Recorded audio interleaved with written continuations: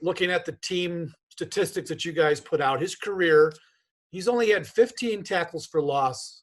He's only had 2 forced fumbles, no fumble recoveries. So a long way of asking, do you need bigger impact, more explosive plays from a player who's right in the middle of generally everything in your defense? Yes. And how does he get that? Because it looks like this year he just seems to be a tentative player. I know he's got the shoulder, but it just doesn't seem like he's reacting and diagnosing. Is that maybe part of the problem? Well, I think it just starts with understanding, and then clarity for him and being decisive more than anything. Sal, to your earlier point, you got to be decisive, and at the end of the day, it may not always be perfect, but this is not a perfect game. It's there's certain times where technique's involved. There's other times when it's recognition. There's other times when you just gotta blow things up. So, and I think part of the narrative with him, I guess, has been he has struggled in the past, even before the shoulder, to shed blocks. Do you see that as one of the issues? Maybe he gets guys on him and he can't get rid of them. Well, I just think I'm not going to get into all the details of it in the weeds here, Sal. Certainly respect your question. I think the biggest thing is Tremaine's aware of it, and he's working extremely hard right now to improve his game, and that's what we're here to do as coaches as well. Like, this is sometimes things like this happen, right? And we have to continue to work, develop players as coaches, and that's as much on me as anyone. And the great part about it is Tremaine's committed to working through it, and he did have the injury, and now we're getting healthier, and we expect really for him to come out of this flying high with a great season through the rest of the season here. Okay, great. Thanks, Sean. Yeah, sure. From one Sal to the other. Good morning, Coach. How are you? Good, Sal. How are you? I'm good. I want to ask you about Corey Bojorquez and his growth. And his growth. He's really punted the ball well this year. Hang time's good. I think he has the number 1 and 2 longest punts in the league this year, 72 and 71. You guys have had punters come in and out.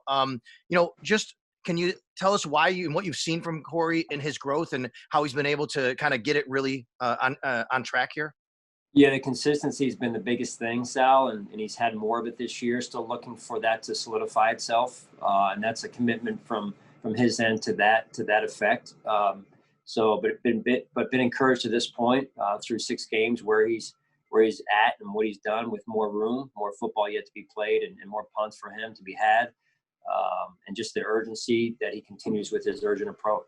And overall, the big picture of special teams, I know you guys set out in the offseason to say we want to improve that group. Statistically, you have really, whether it's punt coverage, things like that. I think it's maybe gone unnoticed because of the losses here. But can you tell us why you think that the special teams have been pretty good so far? Throughout the season, it seems like, at least. Yeah, I was very impressed with our performance on Monday night against a very good special teams unit and coach who I worked with in Philadelphia, and Dave Tobe, that's now with Kansas City, and that was a big challenge. And I thought we outplayed them. Now it's, hey, we know what we can do on special teams with that unit. Let's do it every week. Let's be consistent with it. That same hunger, that same attitude. Thanks, Coach. Sure.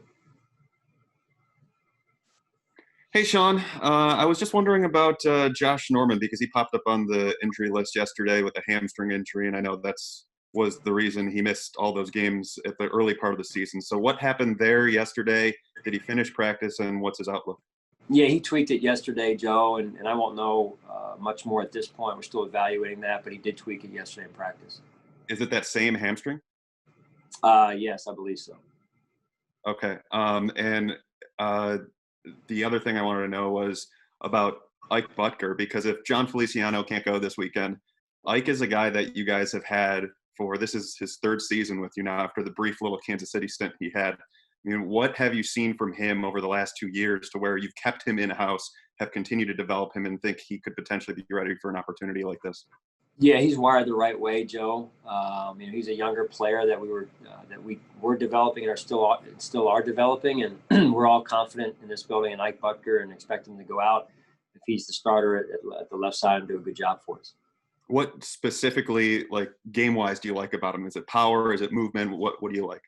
Yeah, he's an all-around football player. He went to a good program at Iowa, was taught well. He's tough, so I just think he fits the Bills culture, and at the end of the day, he's got to do the job, and we're confident that he will do the job. I see only Perino behind me, so I'm going to steal one more. Is Milano looking good for this weekend? And what have you seen from him at practice this week? Yeah, I thought he had a better day yesterday. We'll see today what he's able to do, and then obviously that'll determine his status for the game. All right, over to Matt. Okay. Hey, Sean.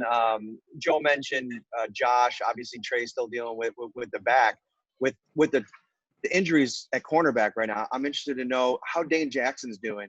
I think one of the biggest storylines that, I think a lot of people forget about is how much that a lot of these rookies didn't have this offseason to prepare for this season. So just a little update on Dane and how he's progressing, developing.